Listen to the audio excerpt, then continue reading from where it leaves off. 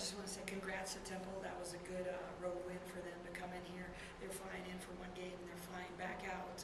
That's a team that is averaging only 52 points a game and put up 70 against us and shot almost 64 or 62% in the second half. So they made shots when they needed to. This was a one-point game essentially at the first media timeout of the second half, and they came out and outscored us by 13 for remaining minutes of that, or by 13 points after that. But anytime that you play a team like that that's scoring really well at a high clip, no matter if we were in zone or man, you have to avoid scoring droughts yourself.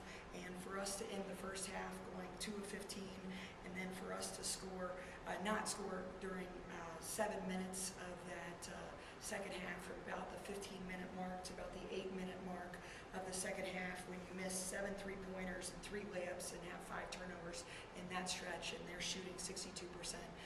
To me, that was the difference in the game.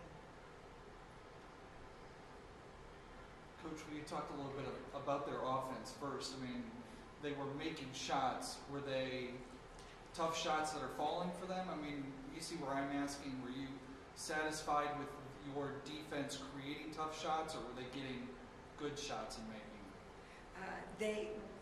They run only a few quick hits. We were able to defend their quick hits, I thought, well, and then after the quick hit ends or breaks down, then they go to their player strengths.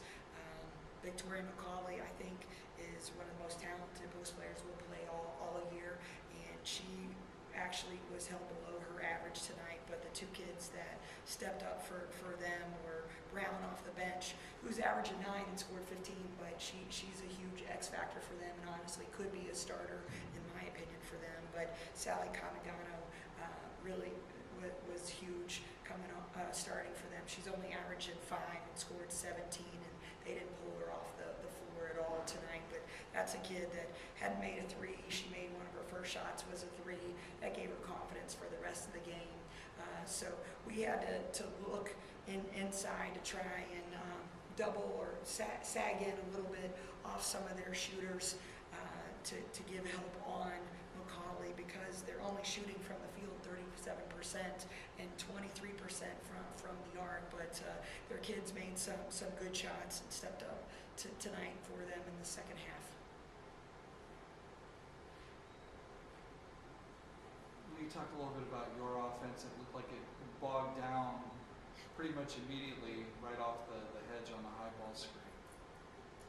They hedged us really well. Our guards were tentative to turn the corner. Then when we tried to slip some of the ball screens, they were able to recover against our slips action really well. I still felt we were able to get some shots, some screening shots, fill behind as well, and we're unable to knock it down, especially in that stretch that I mentioned. Kind of, it works as a self-fulfilling prophecy both ways. When you start making shots, it gives you confidence. You start missing shots, it kind of eats into that confidence. And is that a little bit of what you saw out there? Well, every shot that they made, they gained confidence, if you're referring to them. And then, actually, ironically, we shoot 40%, almost 40%, and the way we've been shooting the ball, that's pretty high for us right now. But and we couldn't stop them.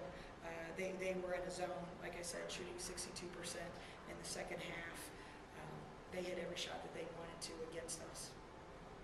Which was the bigger frustration for you, their ability to make shots or your team's inability? Equal. Or C, both, right? C, the above.